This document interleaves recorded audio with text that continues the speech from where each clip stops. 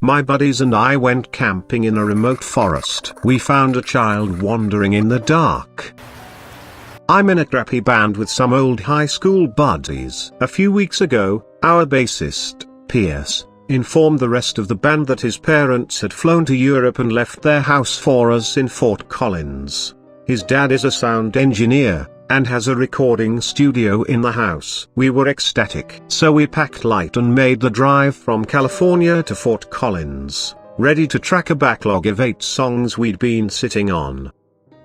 It was mid-spring, and the mountains looked like they were jutting from oceans of blue and yellow wildflowers. The drive was long, but it was nothing short of spectacular.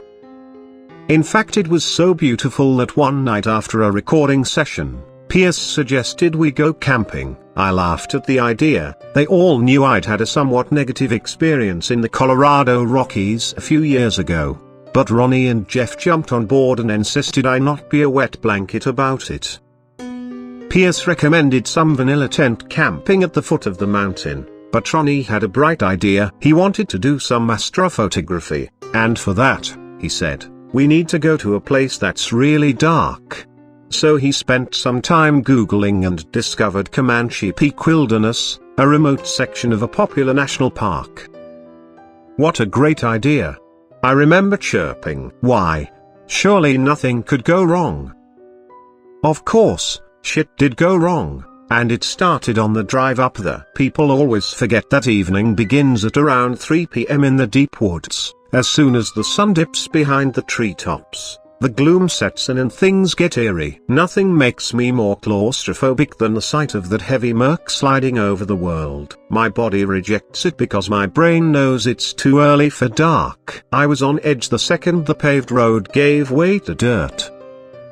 The other thing people forget is just how loud the woods are at times, and how silent they become at others. The contrast between them can make your head spin. One moment it's a symphony of owls and crickets and toads, then the branch will snap or thunder will crack, and suddenly you're wondering if you've gone deaf.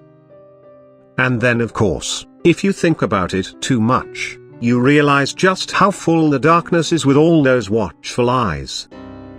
We went in as deep as we could. We ditched Pierce's truck on the side of some forgotten road and hiked about a half-mile into the trees. There was no trail. We followed the GPS to a tiny lake nestled somewhere uphill, where Ronnie could set up his cameras and get a clear view of the sky. We hadn't crossed a solitary soul after entering the preserve a few hours prior, and I felt apprehensive about the fact that no one knew where we were. By dusk we'd set up the 2 tents Pierce had borrowed from his parents. We made a small bonfire pit between them, and strung all our food up in the trees like you're supposed to. Ronnie set up his cameras along the shore, and then we waited for nightfall. My anxiety worsened as darkness ate away at the sky. The guys didn't notice. They drank and smoked and carried on. And right when the world went black, leaves began to crunch in the distance behind our tents. A girl emerged from the tree line and stopped at the edge of our little clearing. This girl was probably 8 years old and wore a white dressing gown, like she'd just woken up. She had platinum blonde, almost white hair, and skin so pale she looked like a ghost in the firelight. She wasn't carrying a flashlight or anything. She'd been walking in pitch black woods. She squinted at our fire as if it annoyed her, and let out a few wet coughs. We all just stared at each other in confusion while she studied us. There were no roads or trails in this area. This was not a campground. Her presence made no sense. Jeff eventually called out to her, asking if she was okay, and she replied, "My mum's sick. Can you guys come help us?" Where is she?" Jeff asked. The girl just pointed into the forest. The trees and shadows and mist clustered together to form a great big wall of nope. I gave Jeff a subtle fuck no head shake. I might be a coward, but I'm not about to get disappeared by some malevolent wood pixie. Ronnie stood up and asked the girl if they were camping or if they had a house or what. The girl just said, "She's really sick. Just follow me." She started coughing again. At this point all 4 of us could sense that something was wrong. Pierce, probably the cleverest of us, invited the girl to come warm up by the fire and explain what was going on. I think he knew she'd decline. The girl just turned and walked back into the woods, coughing as she went. Before she vanished, she turned around and said something, but we couldn't be certain of what. I heard, "So you'll be a liar," but Ronnie heard, "Soon you'll meet the liar." We built the fire up a lot more, mostly to keep a good perimeter against the darkness. All of us were creeped out. But after a few hours the guys had mostly forgotten about the girl. They laughed and told stories about drunken escapades. At some point, Jeff and I went to the tree line to take a piss. I walked about 10 steps into the woods and blasted the dark with my flashlight, Jeff following closely behind. I wanted to see if there was a clearing on the other side, or a footpath the girl might have followed. But there was nothing, just a snarl of impassable trees. We heard Ronnie shouting something, so we jogged back to the fire and saw him examining the southern edge of the clearing. That was the direction we'd left the truck in. Pierce said as we passed by, he thinks he heard more footsteps. I heard them too. Standing next to Ronnie, I could make out a new pair of feet trampling the leaves in the dark. It was louder than the girl had been, probably bigger. "Show yourself," Ronnie shouted again. "We are armed." To my surprise, a woman answered him. She laughed and said, "Don't shoot, just a hiker." We moved back and watched her step into the clearing. She was probably in her late 30s and wore a raggedy hat and an old, beat-up pack.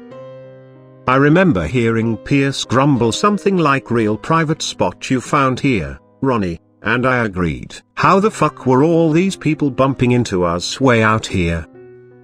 The woman introduced herself as Sarah and apologized for scaring us. Ronnie demanded to know what she was doing out here, and she explained that she'd done the full-day loop around the mountain but got lost for a while. She claimed to have found her bearings and now knew where she was going. "You know the way back?" he repeated to her. "Yep." "In the dark, without a flashlight?" "Yep, I know this area pretty well." Ronnie wasn't buying a word of it. He turned back to the rest of us and said, "We're getting cased, you guys. We're about to get robbed. Soon as we fall asleep, campers get killed by thieves and meth heads all the time." "Well, thanks for bringing us out here, dingus," Jeff said. Sarah laughed again. She was real smiley for a woman lost in the woods. "In the dark. I swear it's nothing like that," she said. "Look, I'll be on my way." For whatever reason, I felt the urge to press her further. So I said, "You know, you're not the only person we've met out here who's walking around without a light." That fake little smile fell off Sarah's face, and it took the wind right out of my sails. She stared at me like she could see down into the deepest places inside me. "You met the little girl?" she asked with a blank expression. My bandmates all exchanged looks of incredulity. Sarah collected herself, and a new smile spread across her face. She said, "Don't listen to anything that little brat says. She's a liar, through and through. Look, why don't you guys hike down to the ranger station with me? It'll be safer together." She pointed behind herself, into the woods. Something lit up in my brain. This was the second time a stranger had tried to coax us into the dark. We weren't going to get robbed. Something much worse was about to happen. Pierce seemed to have come to the same conclusion, and he invited Sarah to instead join us around the fire. As he did with the little girl, he knew Sarah would decline. The strange woman told us she had to get back before it got any colder, and with that, she turned and hurried into the woods. After a long debate about what to do, we decided that hiking back to the truck was the fastest way to get lost or killed. We hadn't used a trail and our phone batteries were low. Every time the wind blew it set 1,000 trees groaning and shivering, which made it impossible to orient ourselves by sound. And it was so black that if I stared into the darkness long enough, I started having minor hallucinations as my brain tried to make sense of the void. So we kept the fire blazing and agreed to sleep in two-person shifts. Since Pierce and I were the soberest of the bunch, We agreed to stay up first, but only an hour into our watch, we started hearing the coughs and sputters of a little girl in the distance. I followed Pierce to the lake's edge, which lay about 30 yards from our camp. There, we heard an eerie voice wafting on the breeze. I saw the silhouette of a person milling about near the water a few hundred feet away, and realized it was the girl. She was wandering around in the dark, singing. We booked it back to the fire and woke up Jeff and Ronnie, alerting them to the girl's presence. But as we discussed what to do, another voice erupted from nearby, and began singing as well. It sounded just like Sarah. Pierce and I jumped into the tent with the other guys and sealed it up, terrified that the time had come for whatever these creeps had planned. But no one approached our camp. The two people just walked in slow half circles behind the trees, singing together in a language I couldn't identify. Ronnie always keeps a menacing-looking trail knife on him when we go hiking, and he scrambled for it while shouting that he'd butcher anybody who came near us. His yelling caused the people outside to go quiet for a few moments. I pulled out my phone to record some of the voices, but my hands were shaking so hard I could barely operate it. I caught a bit of the girl, but then something even weirder happened.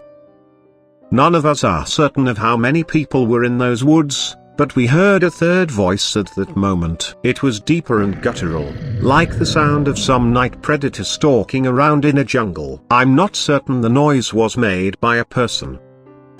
Ronnie and Jeff believe the sound is coming from the girl, who has a coughing fit and then begins channeling some demonic voice. Pierce and I think it's a third person or an animal that was with them, waiting for us to leave the safety of the bonfire. After the commotion, the activity in the woods died down for a while. The guys and I remained inside the tent, terrified, only leaving its shelter to throw more wood on the fire about once an hour. None of us slept, and for the rest of the night, we occasionally heard distant singing, laughing, coughing, and the occasional whisper. Sometimes the girl would say, "Can you help us?" in the exact same tone, as if her voice had been recorded and replayed over and over. We also heard someone, probably Sarah, climbing a nearby tree and shouting things like "I see you, boys," and "Let's go together. It's safe now." And that was it. By dawn we were exhausted from terror and half frozen in the tent. The noises stopped and the people, if they were people at all, had long abandoned their efforts to lure us into the dark. We packed up and hiked back to the truck, which had thankfully not been ransacked. As far as I'm concerned, the next time I go camping it'll be in a treeless desert in Arizona, and I'll see if I can get Ronnie to post some of those night sky shots.